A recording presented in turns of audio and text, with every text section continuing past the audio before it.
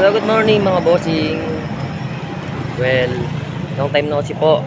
Ngayon na lang ulit ako nakabalik after 5 days. Kasi nagkaroon po ng emergency. Yan. Nagkaroon ng emergency kaya ngayon po ulit ako nakabalik dito sa area. Gusto ko lang po palang magpasalamat dahil sa 33K. 33K na followers na po tayo ngayon mga bossing. Back to reality po tayo ulit. And yan. Halata po siguro wala akong masyadong maayos na tulog. Yan, agad. Pero kailangan back to reality ulit para makapag-servisyo.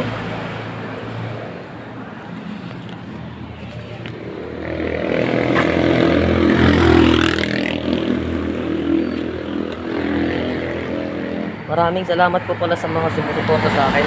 Sa 33K na followers ko. More followers po, mga bossing.